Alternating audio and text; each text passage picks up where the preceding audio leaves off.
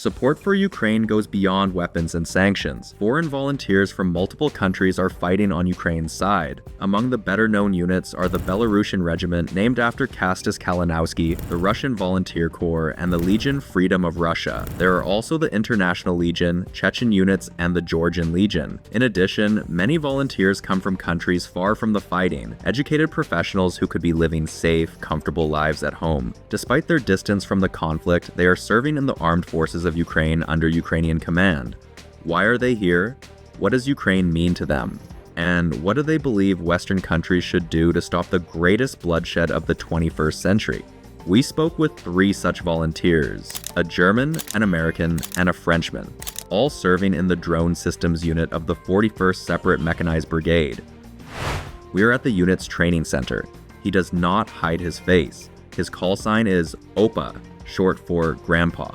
He is 56 from Germany, and this is not his first war. We growing up with democracy, liberty, free speech. And my first war was in Yugoslavia, on the Croatian side, 30 years ago. It was the same issue. So, Great Serbia or Great Russian, it's not a difference for me. And a lot of people can help. They're bringing some supplies or money or plastic or for the bombs.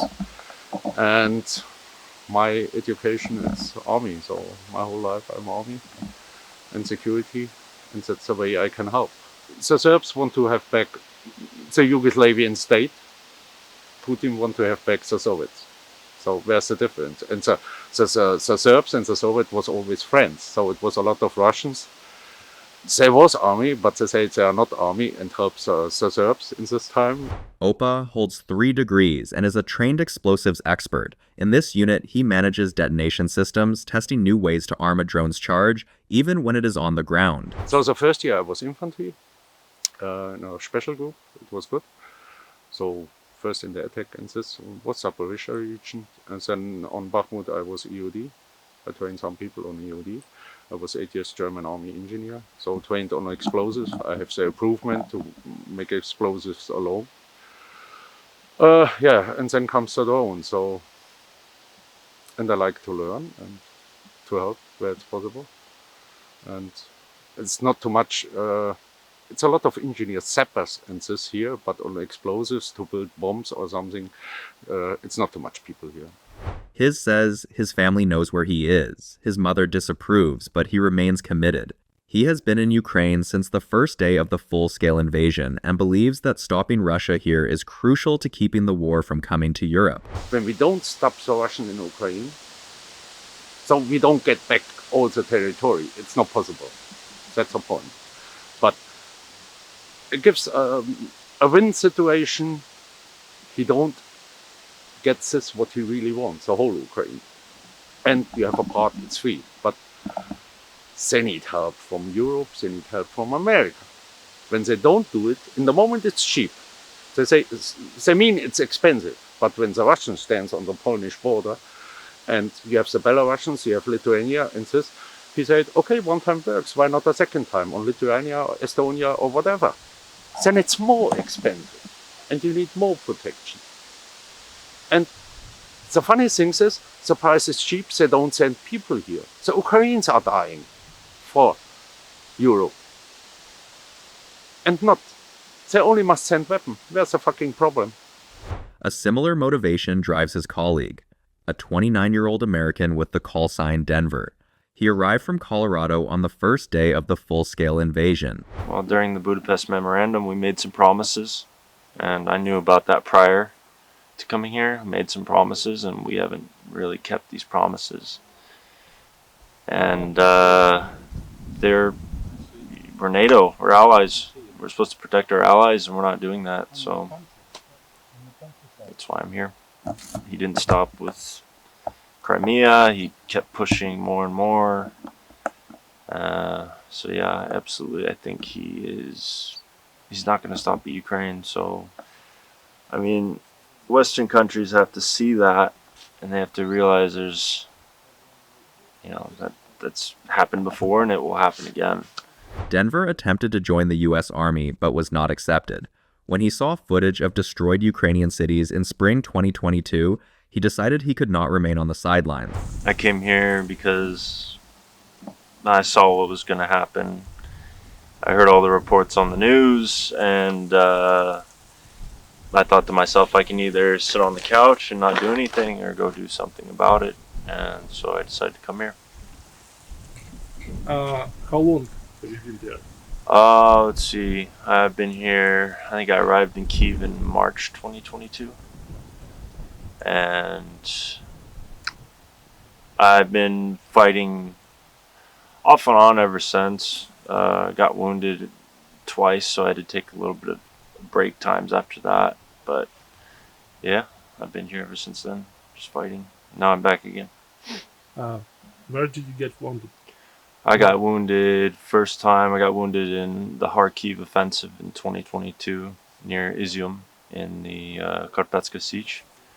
And then I took a little vacation, healed my wounds, and I came back and I fought with the International Legion, ZSU. I mean, it's kind of crazy to think about it. If I were to go back like 10 years or so, I wouldn't have believed all of this would have happened. The Frenchman with the call sign Sova, Owl, joined the armed forces recently, bringing experience from drone production. He had visited Ukraine for work before the war, and he knew the country and its people. Well, pretty easy. If Ukraine falls tomorrow, then it will be Baltic state, then it will be Poland. And even if France is protected by, I think personally, by the nuclear weapons, Russia still tries its best to destabilize the country and destabilize the whole Europe. So if we don't fight here now, we will fight later in 5, 10, 15 years. So rather fight right here, right now. Personally, my goal is to have Ukraine stay free and independent. That's the most important, because Ukraine losing doesn't mean just Ukraine losing its sovereignty. It means the entire Europe, even the USA, even if they want to admit it, it will be a defeat for the entire democracies in the world, and it will allow like North Korea or China to continue the imperialistic ambitions. Overall, for the Ukrainian population, though, I would say extremely supportive, especially when you go out of Kyiv.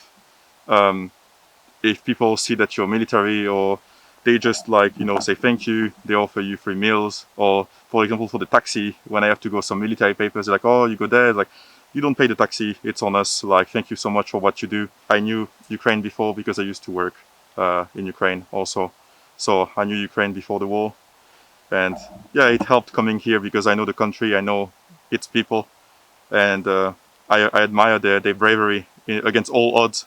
They survive, and they not even survive, they fight back, and they are winning. In a lot of ways, they are winning. So OPA notes that local civilians generally treat foreign volunteers with warmth and respect. When they know you are a foreigner, they are very friendly, helpful. You don't understand the language, you go something to buy, so we figure it always out, or I take my Google translator and then it works.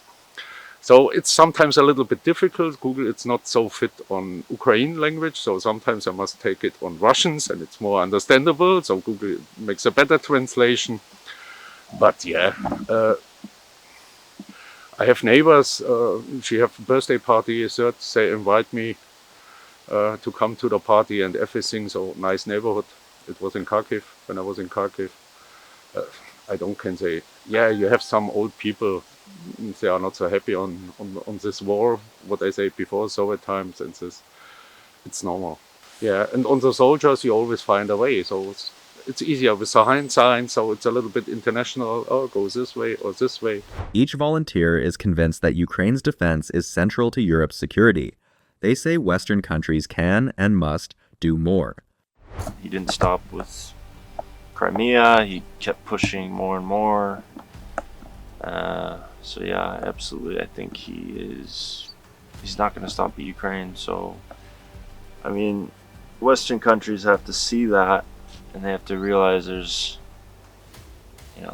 that's happened before and it will happen again. right now, what Ukraine needs the most is reliable income.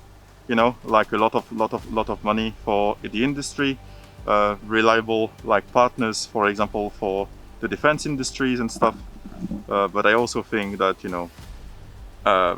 the Western countries need to wake up a bit more. Like, for example, in France, we quadrupled the artillery production, but we went from 25,000 to 80,000 a month, and it's not even a year, sorry, and it's not even a month of artillery shooting here. You don't get nothing, make a peace deal, give some land.